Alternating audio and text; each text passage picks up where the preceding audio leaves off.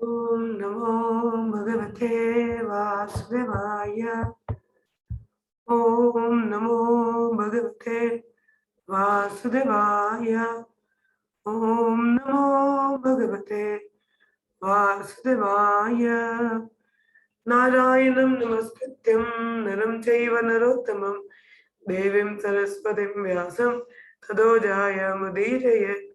नष्टप्रायेषु भद्रेषु नित्यं भागवत सेवया भगवती उत्तमा श्लोके भवतर्भक्ति नैष्ठिकी त्वयि।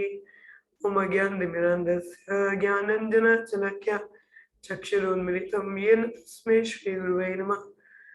वंशकल्पतरुभ्यश्च कृपासिन्धुभ्येव च पतितनां पावनेभ्यो वैष्णवेभ्यो नमो नमः। जय श्री कृष्ण चैतन्य प्रभु नित्यानंद श्री अद्वैत गदाधर श्रीवासरी गौर भक्तवृंद। हरे कृष्ण कृष्ण कृष्ण हरे हरे, हरे राम राम राम हरे हरे।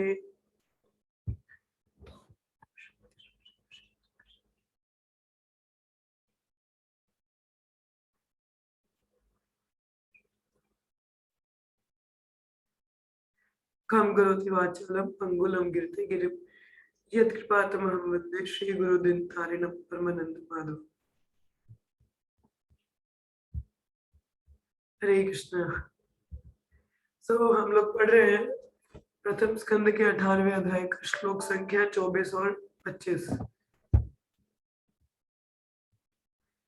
एकदा धनुरुद्यम्य विचारन् मृगयं वने मृगन् अनुगता शृणुत्ता शोधितस्त्रिशितो वृषम्।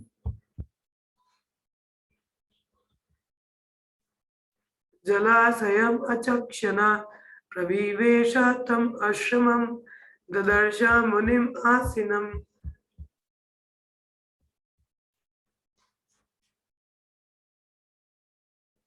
शान्तं मिलितालोचनम् एकदा धनुरुद्यम्य विचारन् मृगयं वने मृगन् अनुगता शृणुता क्षुधितस्त्रिशितो वृषम्।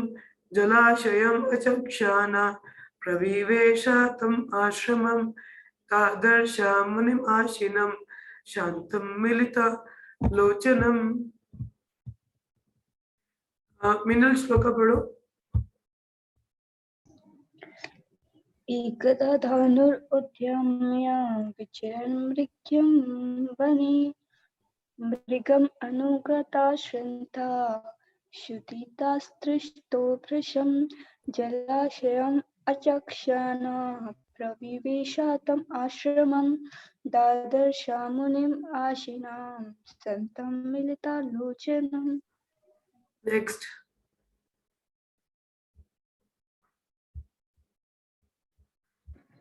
एकदा धनुरुद्यम्य विचरन् मृगयन् वने मृगन् अनुगता श्रान्ता क्षुधितस्त्रिशितो वृषम्। जलाशयम् अचक्षाना प्रविवेश तम् आश्रमं दादर्श मुनिम् आसीनं सन्तं मिलितालोचनम्। आस्था श्लोक पढ़ो।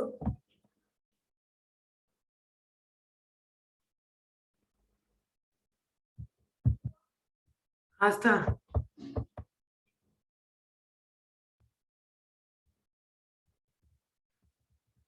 हरे कृष्ण प्रिंसी माता जी आप पढ़िए।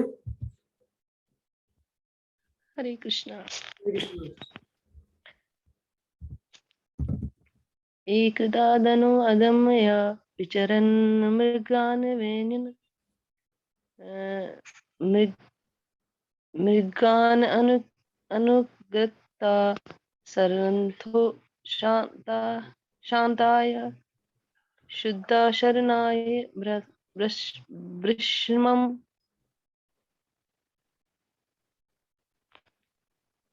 दूसरा भी माता पढ़ी पढ़ी।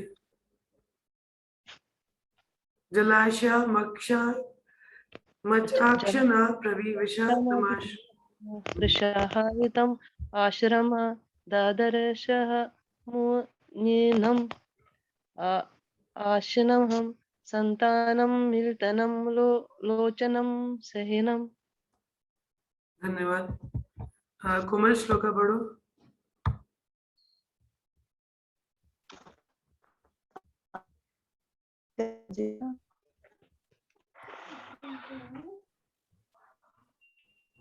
कौन बोलो? माता जी रिपीट, आप बोलो फिर पढ़ती हूँ।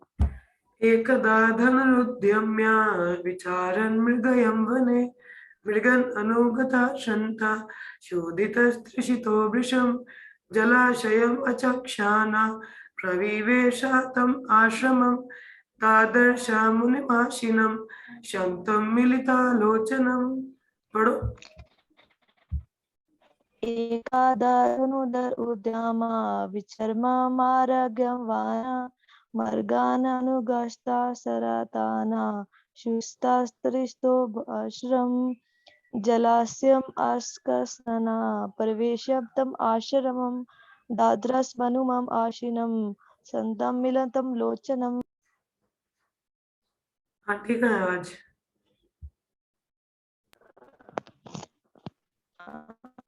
बाकी पता नहीं माता जी।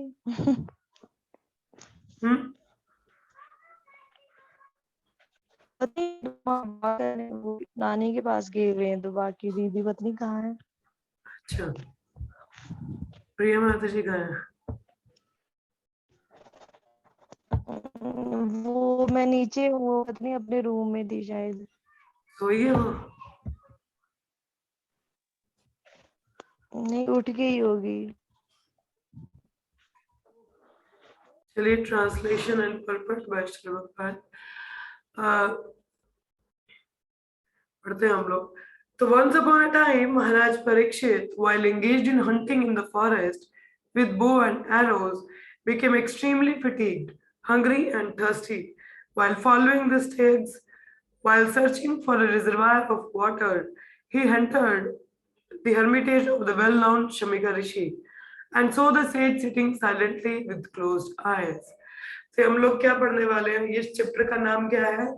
परीक्षित महाराज को श्राप दिया गया ब्राह्मण पुत्र के द्वारा, तो ऐसा नाम है। तो अब जो स्टोरी है वो यहाँ से शुरू होती है, ठीक है। तो क्या बताया जा रहा है कि परीक्षित महाराज एक बार क्या है, शिकार के लिए जंगल गए होते हैं अपना तीर कमान लेके। तो इतना वो थक गए होते हैं, इतना उनको प्यास लग रही होती है, भूख लगी होती है। तो मतलब जैसे वो जो हिरन होते हैं उनके पीछे भाग भाग के मतलब शिकार करने के लिए, तो वो थक जाते हैं। तो वो पानी जलाशय ढूंढ रहे होते हैं। तो आप पानी ढूंढते ढूंढते कहाँ पहुंचते हैं? किसकी कुटिया में? शमिक ऋषि की कुटिया में पहुंचते हैं वहां पे। और वो देखते हैं कि वहां पे ये जो सेज हैं वहां पे शांति से बैठ के मतलब आंखें बंद करके बैठे हुए हैं, ठीक है। तात्पर्य में क्या बताया? The Supreme Lord is so kind to his pure devotees that in proper time he calls such devotees up to him and thus creates an auspicious circumstance for the devotee. So Maharaj Parikshit was a pure devotee of the Lord, and there was no reason for him to become extremely fatigued, hungry, and thirsty because a devotee of the Lord never becomes perturbed by such bodily demands. देखिए यहाँ पे प्रभुपाद क्या बता रहे थे तात्पर्य का। जैसे ये जो कथा थी जिसमें परीक्षित महाराज को प्यास लगती है, तो जब वो सेज होता है वो बैठा होता है समाधि में, तो उनको रिसीव नहीं करते, तो परीक्षित महाराज को दिखाया जाता है कि उनको गुस्सा आ जाता है। तो गुस्से में वो क्या करते, मरा हुआ सांप उनके गले में डाल देते, वो भी पढ़ेंगे हम लोग, ठीक है। तो जनरली जो शुद्ध भक्त हैं वो ऐसा व्यवहार नहीं होता उनका या किसी राजा का भी। तो यहाँ पे भगवान बता रहे हैं कि प्रपद बताते हैं कि जो भगवान है वो इतने कृपालु हैं कि अपने शुद्ध भक्तों को सही समय में अपने पास वापिस बुला लेते हैं, ठीक है। अब जैसे कल एक ब्रह्मचारी हमारे इस्कॉन के श्री प्रभुपाद के शिष्य, उन्होंने शरीर छोड़ा है ना, उसी समय मैंने एक कोट पढ़ा हमारे गुरु महाराज का, तो उसमें वो एक प्रभु जी हैं, उन्होंने शेयर किया। तो उसमें बताया था कि भगवान जो भी करते हैं वो सब अच्छा ही होता है कुछ ऐसा ही था। तो भगवान को पता कि कौन सा समय सही है किस भक्त का वापस धाम आने का और यहाँ पे सेवा करने का, तो भगवान जानते हैं, ठीक है। अब जैसे गजेंद्र मोक्ष लीला में जो गजेंद्र है वो इंद्रदुम्न महाराज थे, वो तब भी तो शुद्ध भक्ति थे ना, तो फिर उनको श्राप क्यों दिलाया गया, उनको क्यों हाथी के रूप में आना पड़ा? क्योंकि भगवान का प्लान था कि अगर ये राजा के रूप में ऐसे सेवा करते रहेंगे तो उनको बहुत समय लग जाएगा। अब जानवर के रूप में आएंगे तो ऐसा कुछ होगा तो जल्दी मेरे पास आएंगे। तो भगवान की इच्छा होती है, वो अपने हिसाब से चलाते हैं, प्लान होते हैं उनके।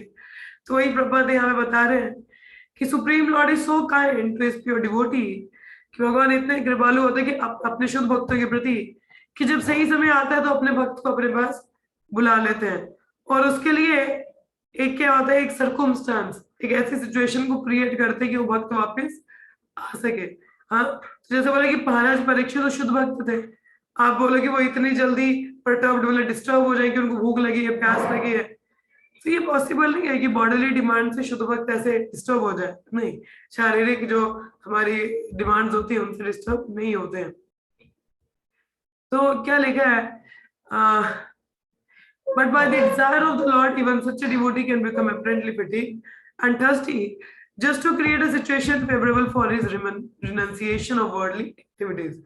तो अभी क्योंकि भगवान की इच्छा थी कि मेरा जो भक्त है ऐसा इसके साथ हो और ये वापस मेरे पास आ सके, तो ऐसी परिस्थिति हुई कि परीक्षित महाराज को एकदम से इतना प्यास और भूख लगना शुरू हुआ।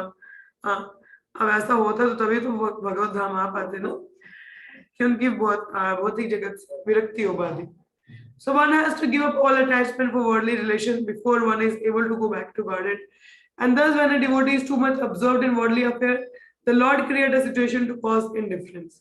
तो कहा जाता है भगवत धाम जाने से पहले हमारी जितनी भी आसक्ति हैं भौतिक जगत से, रिश्तेदार, घर परिवार, प्रॉपर्टी, ये सब नहीं होनी चाहिए। ये रहेंगे तो हम यहीं पे इंटेंगल्ड हो जाएंगे, बंध जाएंगे। हाँ, मगर फिर भी जब भगवान देखते हैं कि मेरा भक्त है, इसकी फिर भी आसक्ति छूटती नहीं, तो भगवान ऐसा कुछ करते हैं कि उसकी सारी जो वो ऐसी परिस्थिति करते हैं कि उसकी विरक्ति हो जाती है। श्रील प्रभुपाद के जीवन में आपने देखा हो, तो श्रील प्रभुपाद ने जो वानप्रस्थ ग्रहण किया, एक सेकेंड ना,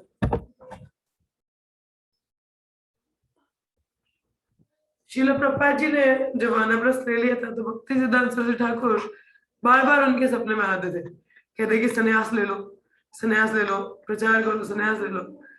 तो श्रील प्रभुपाद सोचते थे नहीं, मेरे को अभी भी जिम्मेदारी है, मेरा बिजनेस है, घर परिवार है, ऐसा वैसा। तो प्रभुपाद ने मतलब लिए नहीं, और भक्ति सिद्धांत सरस्वती ठाकुर बहुत बार उनके सपने में आए।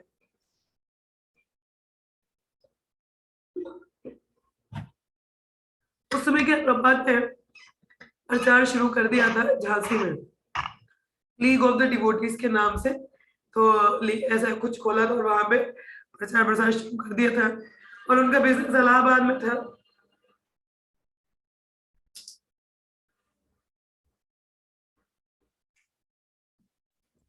जो कि उन्हीं की कोई एम्प्लॉय मतलब उसको देखा करते थे बिजनेस को। तो एक दिन उनको खबर आती है कि उनके बिजनेस की जितनी फैक्ट्री वो सारी जल गई हैं, और जिसको वो काम सौंपा था मतलब बिजनेस का, वो व्यक्ति भी उनके सारे पैसे लेके तो भाग गया। अब एकदम से सब कुछ ठप। अब प्रभुपाद दुखी होने की बजाय उस समय क्या हुआ, मुस्कुराए।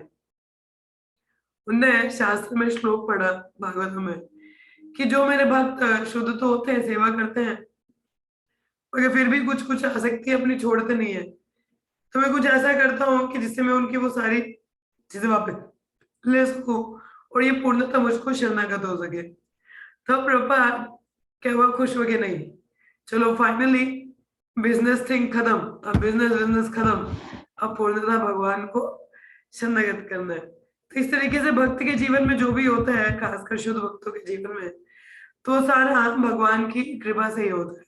ठीक है, उनकी इच्छा होती है, और पीछे एक ही उद्देश्य होता है कि मेरा भक्त है वो वापस धाम जल्दी आ सके। हाँ, तो जैसे यहाँ पे the Supreme Lord never forget his pure devotee even though he may be engaged in so-called worldly affair। अब देखिए, हम चाहे भगवान को भूल दें, मगर भगवान कभी भी अपने भक्तों को नहीं भूलते। हाँ, कई बार हम लोग देखते कि भक्त केवल मतलब भौतिक कार्यों में लग जाता है, परंतु भगवान नहीं भूलते उनको, वो याद रखते हैं कि इसने मुझे क्या सेवा किया था, क्या किया था। तो sometime he create an awkward situation and the devotee become obliged to renounce all worldly affairs। और कभी कभी तो भगवान ऐसी परिस्थिति कर देते हैं कि वो भक्त को ना चाहते हुए सब कुछ छोड़ना ही पड़ता है। The devotee can understand by the signal of the Lord, but others take it to be unfavorable and frustrating. अब जो भक्त है वो तो भगवान का कृपा समझ लेते हैं कि नहीं नहीं भगवान चाहते हैं कि मैं विरक्त हो जाऊं। जो भौतिकवादी है वो इन चीजों को नहीं समझ पाते, कहते मैं ही मिला था, मेरे साथ ही ऐसा होना चाहिए था। वो तो उल्टा भगवान को ही दोष देना शुरू कर देते। हाँ, तो इसलिए कि महाराज Parikshit was to become the medium of the revelation of Srimad Bhagavatam by Lord Shri Krishna, as his grandfather Arjuna was the medium for Bhagavad Gita. अब जैसे अर्जुन अब भगवत गीता भी सुनानी थी, तो अर्जुन तो जैसे बोला कि मुक्त जीव था, परंतु उन्होंने ऐसे प्रश्न हमारे भी हाथ में पूछे जो कि बद्ध जीव के होते हैं, और भगवान ने ऐसी परिस्थिति की कि अर्जुन थोड़ी देर मोह में आए, इल्यूजन में आए, ठीक है, और ऐसे प्रश्न पूछे ताकि भगवत गीता को सुनाया जाए। उसी प्रकार से परीक्षित महाराज माध्यम बने श्रीमद् भागवतम का गुणगान होने के लिए। हाँ, so Arjuna not been taken up with an illusion of family affection by the will of the Lord. तो अर्जुन भी जो ये फैमिली अफेक्शन की वजह से मोह माया में पड़े, तो भगवान की ही इच्छा थी ताकि भगवत गीता को सुनाया जा सके हम पतित आत्माओं को। Similarly, had Maharaj Parikshit not been fatigued and hungry and thirsty at this time, Srimad Bhagavatam would not have been spoken by Srila Sukadeva Goswami. अब अगर परीक्षित महाराज भी अगर ऐसे भूखे प्यासे नहीं होते, उस ऋषि के साथ ऐसा ना करते, और वो फिर उसके बाद ऋषि का बच्चा ऐसे में श्राप न देता, तो भागवतम हमें भी नहीं मिलती सुनने को। हाँ, जैसे सुखदेव गोस्वामी के मुख से तो नहीं मिलती। तो देखिए ऐसी परिस्थिति जो होती है वो अच्छे के लिए होता है, कि हमें ध्यान में रखना चाहिए। और जैसे एक श्लोक है भगवत गीता का, मुझे काफी रिलीफ मिलती है उसको पढ़ के। एक तो है ही भगवत गीता का 10वें अध्याय का तेषां सत्यतम युक्तानाम, जिसमें भगवान कहते हैं कि मेरी सेवा में लगे रहोगे तो मैं बुद्धि देता हूँ किस प्रकार मुझ तक आना है, वो तो मुझे है ही बहुत प्रिय। तो एक और श्लोक आता है जिसमें भगवान कहते हैं मया दक्षेण प्रकृति सोयते सा चराचरम, कि मेरे अध्यक्ष मतलब मेरे गाइडेंस में, मेरी डायरेक्शंस के अनुसार प्रकृति चलती है।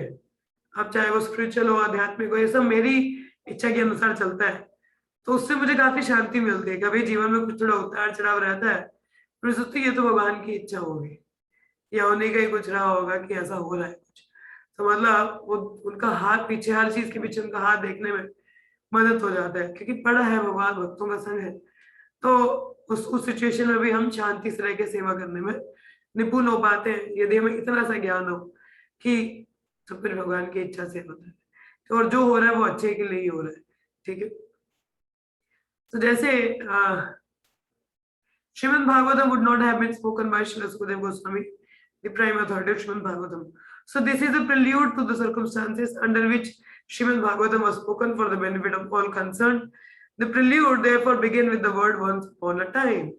कह रहे इसलिए ये एक परिस्थिति थी, ठीक है, भागवतम को निकालने का, कि भागवतम बोला जाए हम सबके भले के लिए, तो ऐसी स्थिति बनी। हाँ, तो वही चीज बता रहे हैं, तभी ऐसी बात आ रही कि एक समय के बाद ऐसा करके शुरू हो रहा है ये जो टॉपिक है।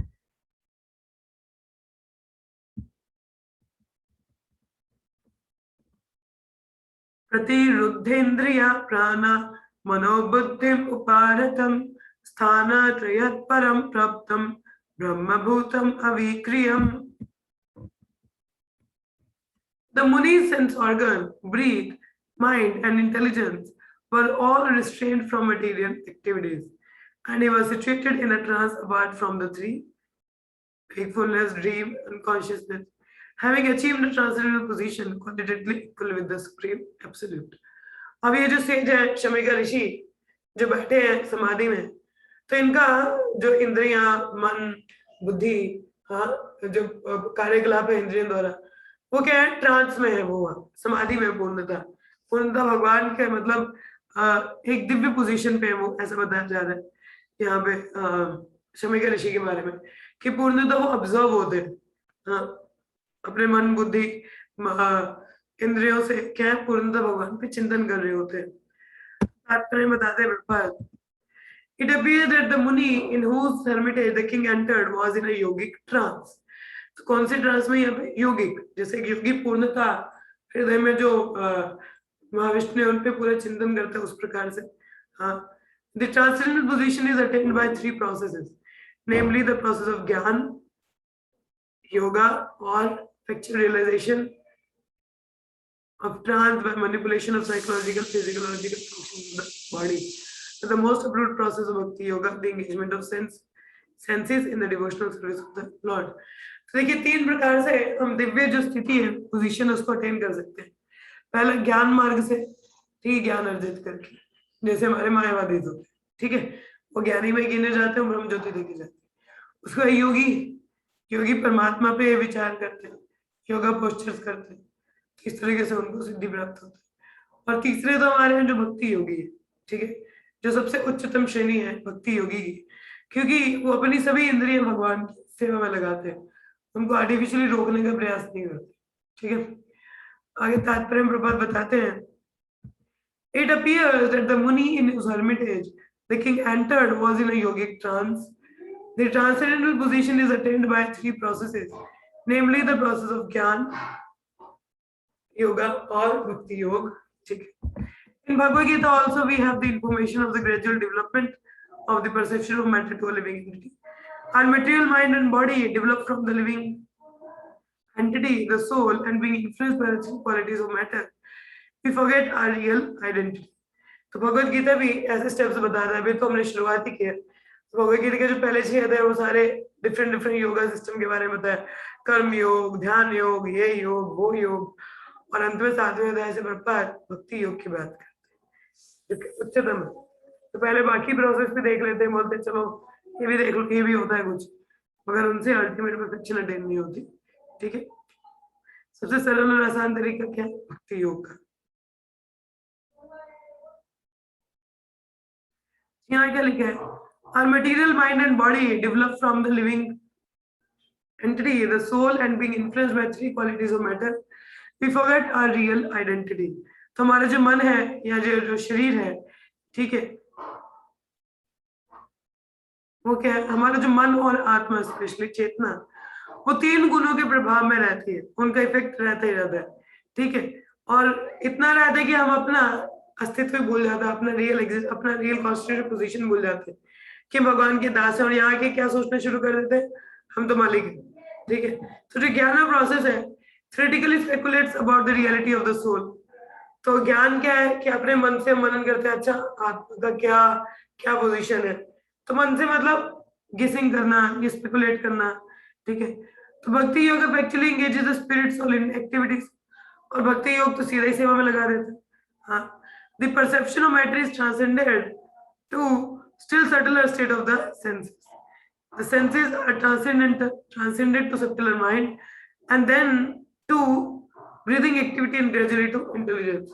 जैसे बोला है, भगवद गीता से जानकारी मिलती है कि इंद्रियों के ऊपर क्या है? मन, और मन के ऊपर बुद्धि, और बुद्धि के ऊपर आत्मा। तो देखा जाए हम आत्मा के स्तर पे तो है नहीं, ठीक है, कम से कम बुद्धि के स्तर पे होना चाहिए, और उसके लिए मन के स्तर पर।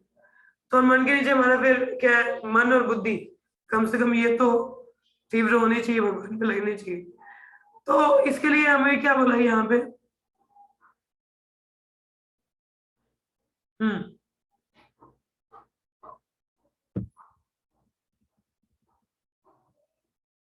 कि हमारा जब मन और बुद्धि जब भगवान की सेवा में लगते हैं, तब हम 3 गुणों से परे होते हैं।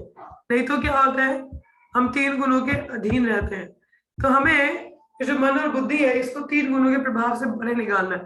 अब जनरली देखा जाए, हमारा जो मन है वो इंद्रियों के वश में रहता है। इंद्रिया क्या है? भोग की जो विषय वस्तु है उसकी ओर देखती रहती है, ये चाहिए, वो चाहिए। और मन क्योंकि दिव्य ज्ञान में नहीं है, बुद्धि से नियंत्रण में नहीं है, तो क्या करता है? भौतिक दृष्टिकोण में, तो वो गुणों के प्रभाव में रहता है, उससे बड़ी जल्दी इन्फ्लुएंस होता है माया का। अब क्योंकि मन नियंत्रण नहीं है ना, मन पावरफुल भी होता है, तो बुद्धि कहाँ से आएगी हमारी? तो बुद्धि भी भ्रष्ट हो जाती है, विनाश काले विपरीत बुद्धि। तो ऐसा ही होता है। तो beyond the intelligence, the living soul is realised by mechanical activities of yoga system और practice of meditation, restraining the senses, regulating the breathing system, applying intelligence to rise to transcendental position. और अगर हमें बुद्धि के स्तर से परे जाना हो, आत्मा के स्तर पे, तो उसके लिए योगा आ जाते हैं, जैसे ब्रीदिंग एक्सरसाइजेस, या अपने आप को पूरा नियंत्रण करना, ठीक है।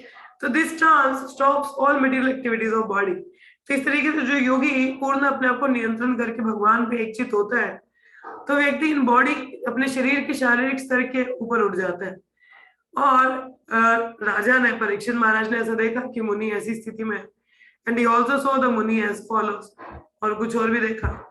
और यहाँ पे ध्यान रखना, परीक्षित महाराज भक्त है, ठीक है।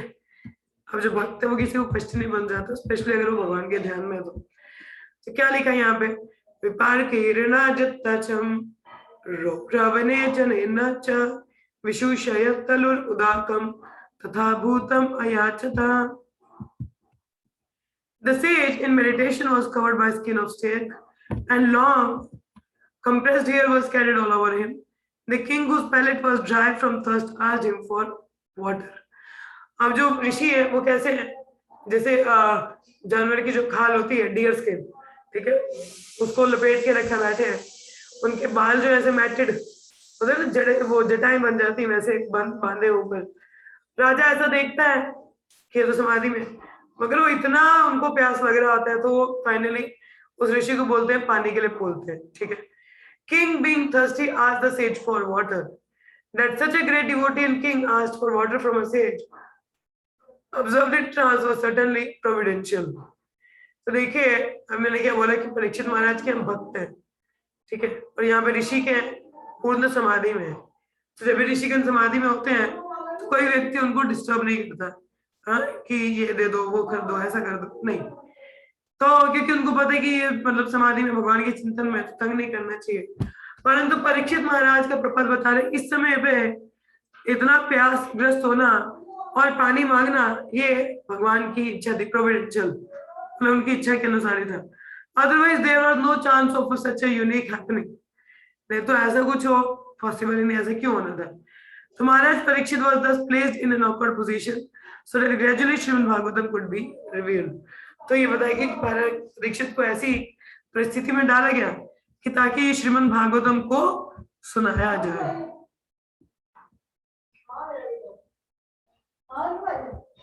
चलिए एक और श्लोक पढ़ लेते हैं। लब्धा रत्ना भूमि अदिर असंप्राप्त गया सुनृता अवज्ञातम इवत्मानम मन्यमानश्च कोपः। प्रेमादि श्लोका पढ़ी, आपने श्लोका नहीं पढ़ा।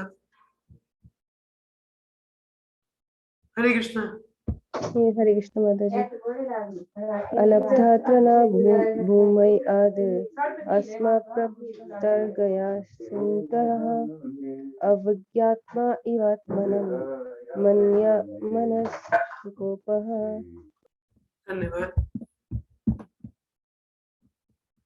The king, not received by any formal welcome, by means of being offered a seat, place, water, seat or dresses, considered himself neglected, and so thinking he became angry.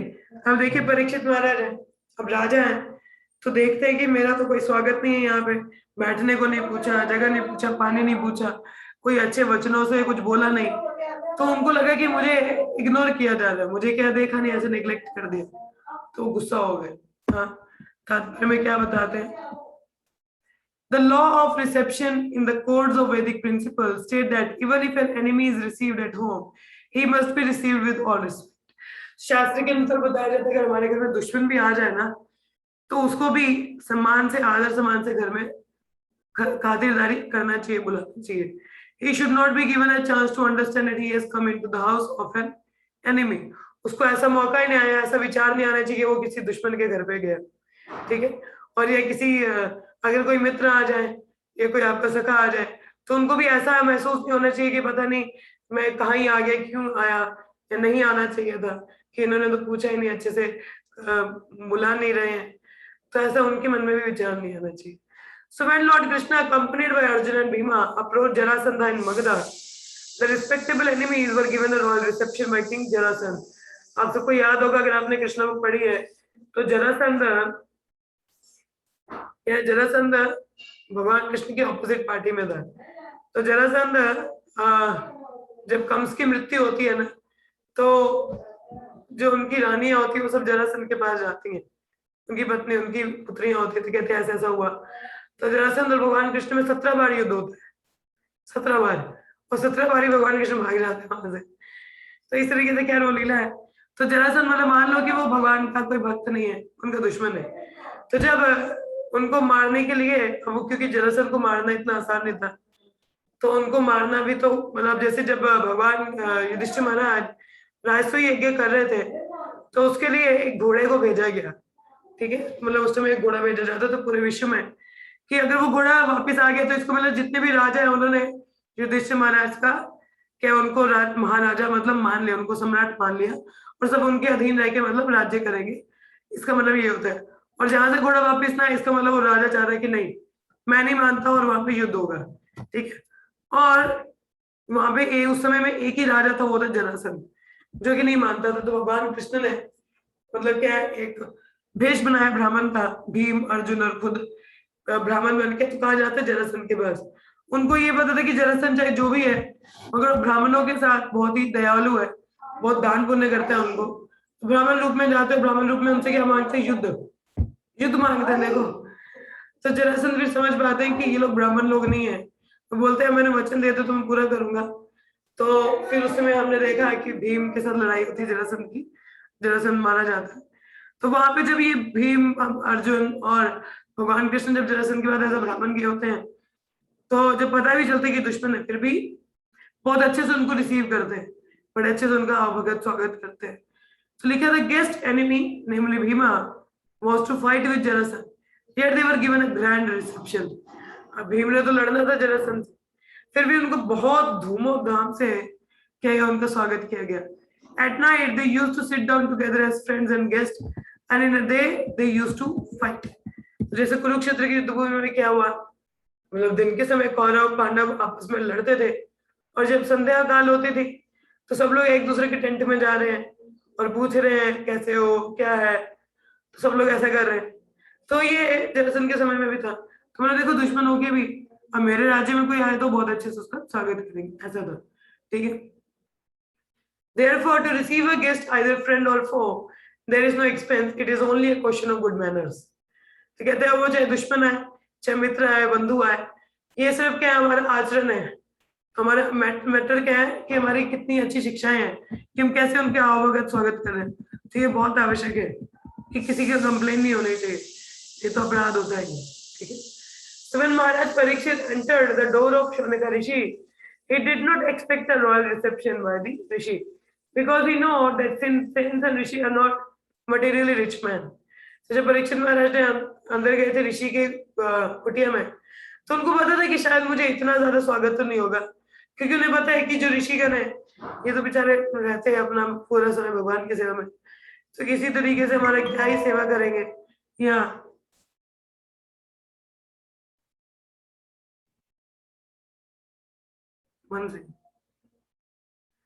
तो क्या बोला है कि मतलब क्या ही करेंगे, तो उनको पता था।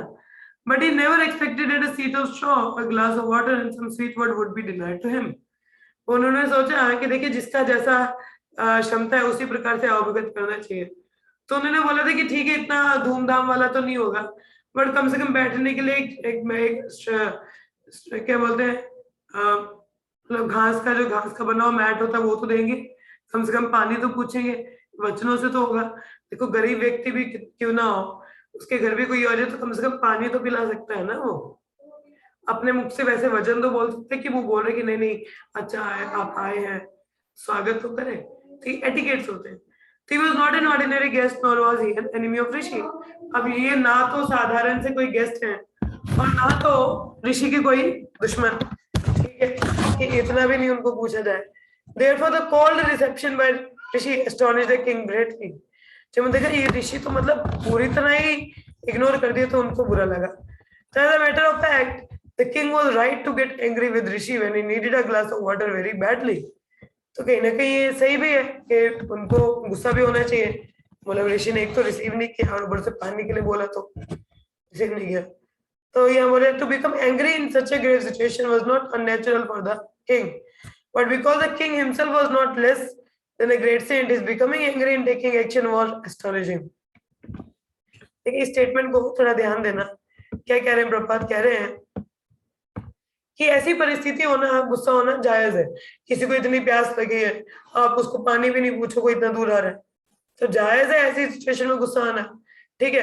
परंतु प्रभात बता रहे कि क्योंकि परीक्षित महाराज एक बहुत बड़े खुद के राजा थे, हाँ, और वो भी किसी संत से कम नहीं थे, शुद्ध भक्त, उनका इस समय में इतना ज्यादा गुस्सा होना और ऐसा एक्शन करना जो उन्होंने किया, एक मरे हुए सर्प को उनके गले में डाला, ये अपेक्षा नहीं थी उनसे, ये उनसे अपेक्षित नहीं था. So it must be accepted that it was so ordained by the supreme will of the Lord. The king was a great devotee of the Lord. तो उसकी समझ लेना चाहिए कि भगवान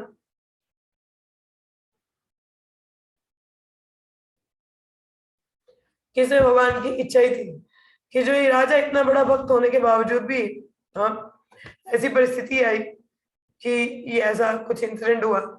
और ये किस लिए था, यहाँ पे लिखा है by the will of the Lord, the circumstances, connection and governmental activities, and thus becoming a completely surrounded soul onto the lotus feet of the Lord Krishna. बहुत ही क्या पूजने वाली बात है, सोचने वाली बात है कि भगवान के सानिध्य में रह के चने हैं या दाल है, हमें ये समझना चाहिए यहाँ पे. ठीक है, क्या बोला यहाँ पे, ताकि जो भक्त है वो पूर्णतः अपने जो फैमिली बिजनेस उससे विरक्त होकर तो भगवान को पूर्ण शरणागत कर सके. The merciful Lord sometimes creates a awkward position for his pure devotee in order to drag them towards himself from the mere of material existence. तो ताकि वो अपने भक्त को अपनी प्रति खींच सके कि वो इन सबसे बाकी भौतिक चीजों से विरक्त हो सके. But outwardly the situation appeared to be frustrating to the devotees. मगर बाहर दृष्टि से देखें तो भक्त लोग बोलेंगे अरे ऐसा क्यों हो गया, बहुत डिस्टर्बिंग वाली सिचुएशन होती है. The devotee of the Lord are always under the protection of the Lord, and in any condition, frustration or success, the Lord is the supreme guide for the devotee. The pure devotee therefore accept all condition of frustration as blessings from the Lord. अब चाहे परिस्थिति अच्छी हो बुरी हो, भगवान तो अपने भक्तों की रक्षा करते ही करते हैं. ठीक है, और जैसे बोला है, और उनको अंदर से गाइड भी करते हैं. तो यहाँ पे लिखा है the pure devotee therefore accept all condition. इसलिए जो भगवान की शुद्ध भक्त है, कोई भी परिस्थिति आती है अच्छी बुरी या आप बोले कि मतलब बहुत ही फ्रस्ट्रेटिंग है, उसको भगवान की इच्छा मान के तो कुछ भी आगे एक्शन नहीं लेते हैं, कुछ बुरा भला नहीं बोलते, बल्कि उसको मान के तो बस चुपचाप उसको सहन करते हैं. जैसे अम्बरीश महाराज का हुआ, कोई गलती नहीं थी, दुर्वासा मुनि ने उनको श्राप देने को आगे. तो जैसे इंद्रद्युम्न महाराज शुद्ध भक्त थे, गजेंद्र का उनको मिला, उनकी कोई गलती नहीं थी, मगर फिर भी उन्होंने सहन किया. तो इस तरीके से भागवत में कई उदाहरण आते हैं, ठीक है, जहां पे ऐसी परिस्थितियां आई हैं और उन्होंने केवल इसको भगवान की कृपा मान के स्वीकार किया और पूर्णतः भगवान को समर्पण किया है. ठीक है, तो ये हम लोगों ने आज के श्लोका से पढ़ा कि जो भी शुद्ध भक्तों के जीवन में अक्सर जो भी होता है, तो कहीं ना कहीं भगवान की प्लानिंग होती है उसको भौतिक जगत से विरक्त करने के लिए. तो ऐसा जब होता है ताकि वो जल्दी जल्दी धाम आ सके और मेरी प्रति आसक्त हो सके. ठीक है, तो कोई भी चीज बाई चांस नहीं होती, खासकर डिवोटीज की लाइफ, शुद्ध भक्तों के जीवन में कुछ भी क्या है, एक इत्तेफाक की बात नहीं है, कोई बाई चांस नहीं, भगवान की इच्छा होती है वो. ठीक है, विल होता है, और कैसे क्या होगा तो वो सारी चीजें भगवान देखते हैं. जैसे प्रभात का उदाहरण आपको दिया कि संन्यास में उस प्रकार से उनकी पूरी फैक्ट्री जल गई, तो आसक्ति उनकी छोटी बोट थी वो भी निकाल दी. तो ऐसी कृपा, हाँ, ये भगवान की विशेष कृपा होती है. ठीक है, तो बाह्य दृष्टि से बेशक हमें बहुत दुखी लगता है कि अरे ऐसा क्यों हो रहा है, ऐसा ही क्यों. तो परंतु जो शुद्ध भक्त है उनके पास ज्ञान है ना, तो समझ सकते हैं कि इसमें भगवान का ही हाथ है. तो इसलिए हमारे जीवन में अगर कोई विकट परिस्थितियां आए तो भगवान की सेवा मत छोड़िए, करने का प्रयास कीजिए और अच्छे से करने का प्रयास कि विकट परिस्थिति में भगवान कर सके. ठीक है, शुद्ध उच्चारण कर सके और उनको पूर्णतः समर्पण रख सके. तो ये आज से यहाँ से हमें सीख मिलती है. आज का जो हमने श्लोक पढ़ा, इसके आगे कथा है वो कल शुरू करेंगे. ठीक है, चलिए, आप में से किसी का कोई प्रश्न है या कोई कुछ कहना चाहे तो बोल सकता है. यस, हरे कृष्ण. यस मीनू. माता जी, माता जी, मेरा क्वेश्चन ये था, लाइक हमारी लाइफ में मतलब बहुत सारी अनफेवरेबल सिचुएशंस आती है जो मतलब उस टाइम पे हम लोग को फेस करना में डिफिकल्टी आती है. तो मतलब उस टाइम पे हमें कैसे पता चलेगा कि ये मतलब it's a product of our karma in past life और is the planning of Lord? इसका जवाब भी खुद के लिए यार, आप खुद पूछिए क्या आप भगवान को शरणागत हो, पूरी तरह उन पे निर्भर हो. तो अगर ऐसा है तो समझ में आ जाएगा कि ये भगवान की इच्छा है या मेरे ही कुछ पाप कर्म है जो मैं भुगतान कर रहा हूँ। पर देखिए यदि पाप कर्मों का भुगतान भी तो भक्त उसको भी अच्छा ही लेता है कि मेरे पुराने कर्म जल रहे हैं ताकि मैं शुद्ध हो सकूं और भगवान की सेवा कर सकूं, क्योंकि भगवान की मर्जी के बिना तो होता नहीं ना। अब चाहे वो विल हो या सैंक्शनिंग हो, तो जो भी हमारे जीवन में होता है, चाहे वो हमारे पाप कर्मों का ही, पुराने कर्मों का ही नतीजा क्यों ना हो, तो उसमें भी भगवान कहाँ देखना चाहिए कि नहीं नहीं, ये तो चलो मेरा शुद्धिकरण के लिए अच्छी बात है कि मेरा शुद्धिकरण हो रहा है और मैं अपने आप को पूर्णतः भगवान को और निर्भरता दिखा सकूं। तो इस तरीके से हमको लेना चाहिए इसको भी। ठीक है मिंडल? यस माता जी। चलिए, और कोई सवाल है किसी का? हरे कृष्णा। या किसी को कुछ बोलना है? कुछ नहीं, कुछ नहीं बोलना है किसी को?